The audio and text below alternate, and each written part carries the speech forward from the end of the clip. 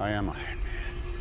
4 words. None of those were ever written in the script of the first Iron Man movie. Yet, they are the words that launched Iron Man and the MCU into succession with 10 films and 11 years to follow. You probably think you know why that moment works. The writing, the character, Robert Downey Jr.'s delivery, the fact that it hits differently than any superhero reveal before it. All reasonable guesses. Still not the full answer. It all lies in who Robert Downey Jr. is and how nothing will ever be able to replace him, which started all the way back in 2008 when Marvel Studios put out their first self-financed film. The character they staked everything on was Tony Stark, an Avengers founder since 1963, with a decades-long comics run and someone you would not have recognized if you passed him on the street unless you already owned the issues. Spider-Man and Batman were the A-list names here. Iron Man wasn't the most mainstream superhero up until that point. The budget for the movie was $140 million.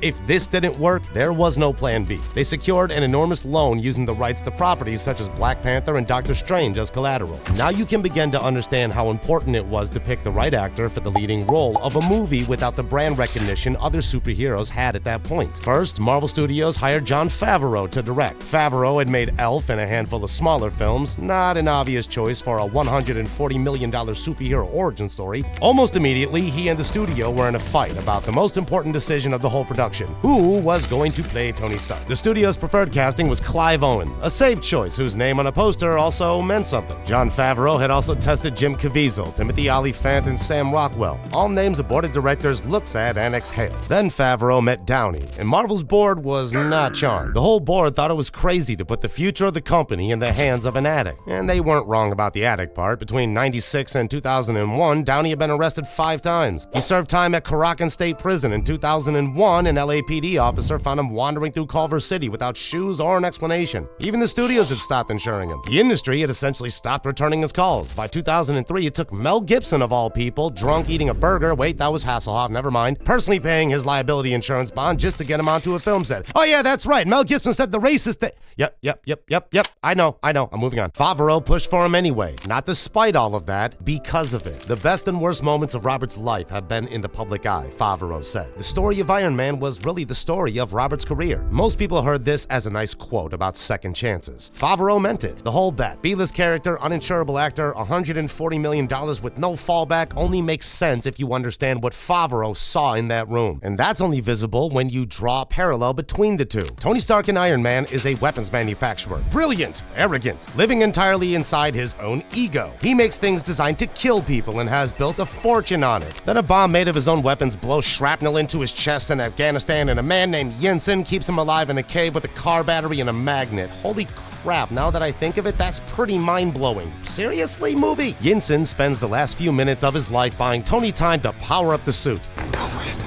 Yinsen says, "Don't waste your life." He dies. Blech. Tony flies out. Shroom! Oh my god, it's Iron Man! He's gonna get us with a flamethrower! He comes home, and after eating a cheeseburger, he shuts down the weapons division because he finally understands what he's been building and who it's been landing on. Now take a look at that arc. A brilliant man who caused enormous damage was forced to confront it at close range and came back trying to be something better. Favreau found the one person in Hollywood for whom that specific arc wasn't something to imagine, but something that had already happened. Downey hadn't been selling weapons, but the shape of the story is identical. A man with extraordinary ability who spent years destroying himself and everyone in his orbit until something broke through and he came back and actually tried. Robert Downey Jr. found a lot of his own life experience in Tony Stark. Favreau found the rarest thing a director can find, an actor who doesn't have to build the character from the outside because he already knows what this person feels like from the inside. It shows up in the very first scene, Tony in the back of a military vehicle in Afghanistan drinking scotch, working the room completely unreachable. Then the explosion. The shift on Downey's face as he looks down at his chest is a look of a man who knows exactly what it feels like to look down and realize how far he has fallen. Gwyneth Paltrow, who played the role of who I like to call Pepper Potts, Tony's personal assistant, described the production in an interview. Every morning, same routine. Favreau's trailer. Downey walks in, picks up whatever the writer sent over, looks at it, and tells Favreau he's not saying any of it. So many of the film's lines were written 10 minutes before they filmed them, which also meant Paltrow often arrived on set not knowing what she was supposed to say because Downey hadn't decided yet. Take the weapons test scene. Tony is in the Nevada desert, turning to his military escort and asking, Is it better to be feared or respected? Is it too much to ask for both? Downey and Favreau wrote that line by line on the day they shot it. And it's not the only line. The press conference, the ending, Tony reaching for the card, starting to read the cover story Coulson spent an hour coaching him on, then stopping. He wasn't going to keep the identity secret like the script supposedly wanted him to. That part I couldn't confirm fully though. But Downey looked at the cameras and said 4 words.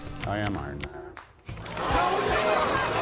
President of Marvel Studios Kevin Feige watching the monitor and noted that Tony Stark not reading off the card and not sticking with the fixed story seems very much in keeping with who that character is. It also ended a convention running since Superman in 1978. Batman, Spider-Man, Clark Kent, the secret identity had been the foundational device of superhero films for 4 decades. Downey collapsed it in 30 seconds because it didn't feel right for the character. Nobody argued, and they kept it. The character's most important moments were figured out at 8 in the morning by a man who already knew from lived experience exactly what this person would and wouldn't say. No one will ever be able to replicate that. And those 4 words were about to set the template for everything that would continue building the character after. Just follow these moments where the first happened even before that press conference. Pepper gave Tony something. No, not that. Oh, grow up, you sick degenerates. She's taken the original arc reactor, the crude, ugly first version he built in the cave, and mounted it in a glass display case, engraved it, proof that Tony Stark has a heart. It sits on a shelf in his workspace for the next 11 years. Every film, it's there. Most people watching never clock it, but it's also the whole argument in a box. A reminder sitting in the background of every scene that this man started somewhere specific and has never fully left it. By Iron Man 3, Tony hasn't slept properly in months. In the Avengers, he flew a nuclear warhead through a wormhole into space to stop it hitting New York. He went through expecting to die. He passed out on the way back and only survived because the Hulk caught him falling from the sky. Something about going through that portal, seeing what was on the other side, broke something the suit couldn't fix. He tries to fix it by building suits, 42 of them to be exact, one after another, working through the night because stopping means thinking. When a kid casually mentions the wormhole, Tony can't breathe. He's hyperventilating, hands shaking, hot and confused in the middle of a crime scene. Full panic attack. At home, while he sleeps, the suit assembles itself around him, trying to protect him from a nightmare, and attacks Pepper instead, because the suit doesn't know the difference between a dream and a threat. The man who stood at that press conference and said, "I am Iron Man," with a grin is gone. This is what that actually cost. Civil War takes it further. After Tony's MIT presentation, a woman named Miriam Sharp sees him in the hallway and tells him her son Charlie was killed in Sokovia. In her words, Tony murdered him. And Tony, he just stands there, and the moment lands hard. Later, when Tony stands in front of the Avengers arguing for oversight, he pulls up a photograph of Charlie Spencer, 26 years old, killed in the destruction of Sokovia, a disaster that traces back to Ultron, Tony's creation. The guilt has a name now. From there on out, the MCU keeps building his character into something terrific. The opening scene of Infinity War has Tony jogging in the park with Pepper. He tells her about a dream. They had a son, named him Morgan after Pepper's eccentric uncle. He's nervous, making jokes, trying to be normal. About 90 minutes later on a distant planet, Peter Parker disintegrates in his arms. In his final moments, he grabs onto Tony, panicking. I don't want to go. I don't want to go. He falls. Tony sits on the ground next to the space where Peter was and doesn't say a word. The dream about a son named Morgan was planted in the first 5 minutes. Tony had been carrying the thing he was most afraid to lose the entire film. Yeesh, that was sad. So finally comes Endgame 5 years later. Tony is at the lake house with Pepper Potts and their daughter Morgan when Steve Rogers, Natasha, and Scott Lang show up asking for help. Tony pushes back. He has Morgan. He has this life. He's not risking it. And they leave. And he helps anyway. That night, alone in his workshop, he looks at a photo of himself and Peter Parker, works out the time travel formula on his own because he's a super genius, and shows up at the compound the next morning with it. The night before he leaves, he puts Morgan to bed. He tells her he loves her tons. She tells him she loves him 3,000. Aw, heart hands, that's cute. Something RDJ's own kid said to him in real life, which he brought to the writers, which they put in the script. It also plays on a hologram at his funeral. Then, the snap! Thanos says he's inevitable. Tony looks at his hand, says 4 words. I am Iron Man.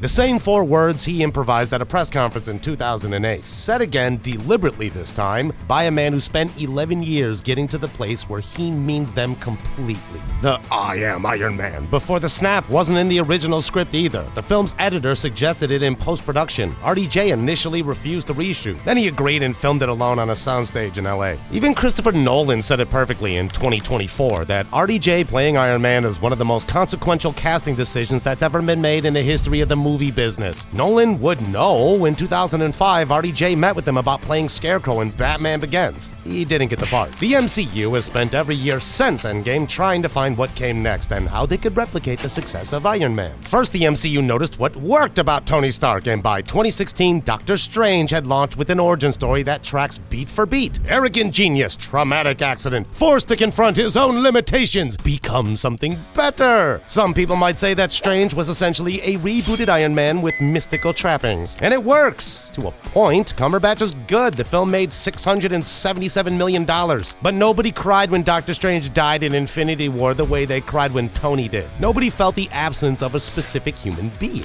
Riri Williams in Ironheart is another attempt. Genius, suit, trauma, quips, every surface element of what made Tony Stark work is present and accounted for. The show launched in 2025 on Disney+. 3-episode premiere drew about 526 million combined viewing minutes. By the final 3 episodes, the per-episode average had dropped to roughly 87 million minutes. IMDb score of 4.5, audience score on Rotten Tomatoes of 76%, which I think was lower before. Was it? Let me know. What I do know is that Season 2 is not confirmed. Then there is Doctor Doom, which now everyone has their own opinion about as it will release later this year. Do you think that character is doomed? No pun intended, sorry.